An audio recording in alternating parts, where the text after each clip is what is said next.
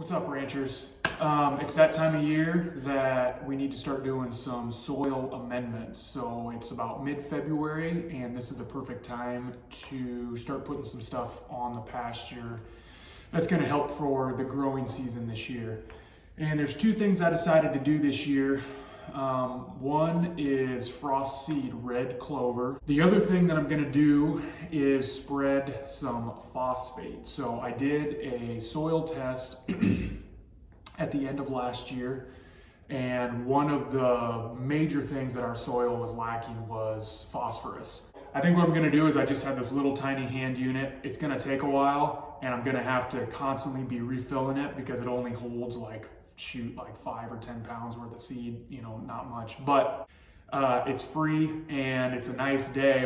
It'll be a good reason to get out and walk around the pastures. So real quick, let's talk about why I waited until mid-February to do this. Honestly, I'll start with the phosphate. I don't know when the best time to spread that stuff would have been. I know with lime, they say you want to spread lime in the fall. So this will be interesting. If, when I soil test again in the fall of this year to see if our phosphorus levels have come up at all, maybe it would have been best to spread this pelletized phosphate in the spring, maybe the summer, maybe next fall. I don't know, but I'm doing it now because I've got to start somewhere and I can't hang on to this stuff anymore. I got to get it out on the pastures. As far as clover goes, overseeding pastures to try and get some good legume establishment, overseeding existing perennial pastures, in my opinion, frost seeding is the only way to go. And if you look up a lot of the information online, that's kind of the general consensus, is that for clover seed particularly, because of its shape and its density, they're little balls, getting it out there during the freeze and thaw cycle of that mid-February to March timeframe, depending on where you live, is the perfect time. The soil heaving, opening up, thawing, and then freezing again really works that seed down into the soil. And again, if you can get that seed onto some good powdery snow, when it starts to melt, it really helps it work down even further. So I chose to do red clover only. There's two choices for red clover. There's like medium and mammoth. Mammoth obviously being a larger red clover, but it's tougher to establish and it doesn't grow back as well after one grazing. The medium red clover, it's more common. It'll take off a lot faster and it'll have that continued regrowth throughout the growing season as the cows graze it. Why red clover only and not white clover? Well, for starters, white clover does pretty decent in the shade. This lease pasture is basically all open. It's sunlight 24/7 pretty much. So the red clover is going to do a lot better. Plus I don't want to say there's none, but there's very little bloat risk with red clover. Personally, I love red clover. It's great for the pollinators. The birds, the bees, the butterflies, all that stuff, they really love the red clover. The cows love the red clover. And again, there's very little bloat risk with red clover. Now, a pure stand of red clover, I'm sure your animals would bloat. I think it's something like 22% crude protein, and you guys can fact check me on that one, but I think that's what a healthy red clover plant provides to your animals. So a pure stand of red clover could absolutely, have the issue of bloat with your cattle. But this is not going to be a pure stand of red clover. There's going to be plenty of other perennial pasture grasses that they're going to have to eat along with that red clover. And it takes a lot, from what I understand, it takes a lot of red clover to get an animal to bloat, to get a cow to bloat on it. Whereas white clover, especially wet white clover, so dewy clover in the morning, clover after rain, stuff like that, really builds up that froth in the rumen. That's what leads animals to bloat. So you have a higher likelihood of cattle bloating on white clover, even mixed with perennial grasses, than you do red clover. So I wanted to avoid that and just do red clover only. The two big things you need to do to make sure that you can get that clover established is one, give it good seed to soil contact. And I did that, like I said, in the fall, really grazed down tight. There's not a whole lot of turf out there or a whole lot of dead thatch out there, so that seed's going to be able to get onto the soil. The other thing is when that clover establishes and starts to grow up, make sure that you keep those grasses in check, because the grasses are going to compete for sunlight, and especially that first year, they're going to grow a lot faster than that clover seed, than that clover plant.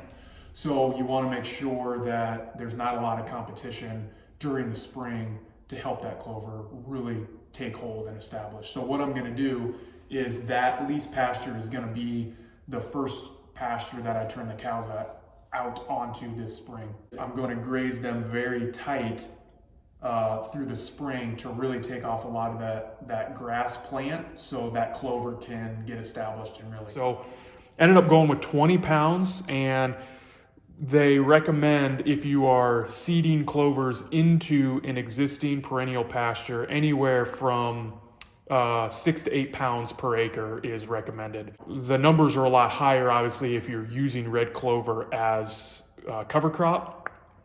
You know, anywhere from, I think it's like 20 to 30 pounds per acre. The interesting thing that I wanted to point out is, like I said, before the cattle came on here, our pastures sat fallow for years. We used to have horses out here. It was set stocking for horses. When my sister moved out, the horses stayed for a few more years, and then they left, and my parents, you know, living just right up the driveway there, the pastures sat fallow. They didn't even get mowed.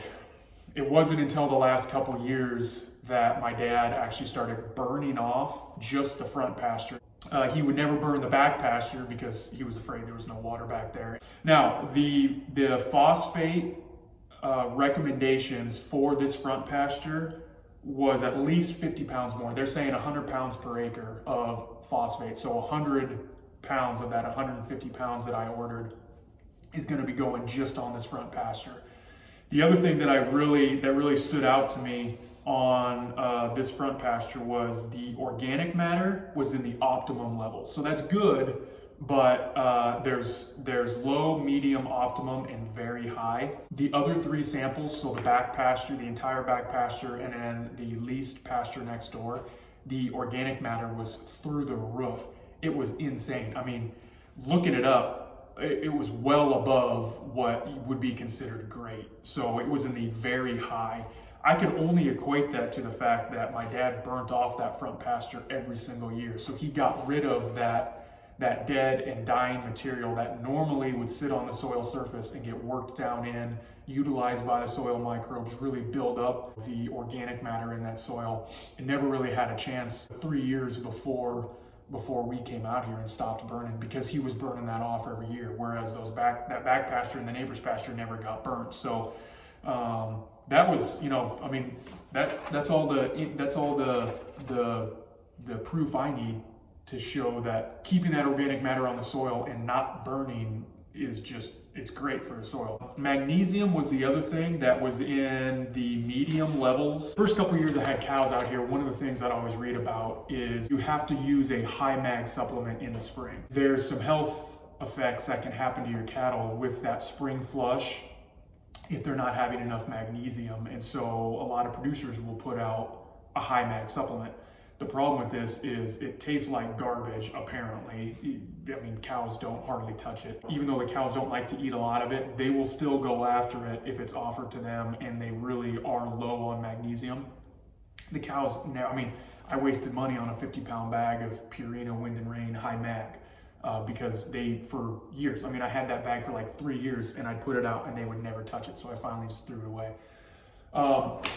That's because we had medium magnesium levels in our pasture. So about 350 parts per million is more than enough, is more than sufficient for the animals to have enough magnesium levels. So they never felt like they needed that magnesium supplement because they were getting everything they needed from the pasture. So that was good to know. So I'm done wasting money on a magnesium supplement.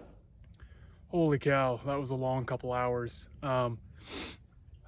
It would have been so much easier just to grab a cyclone spreader, put it on the tractor.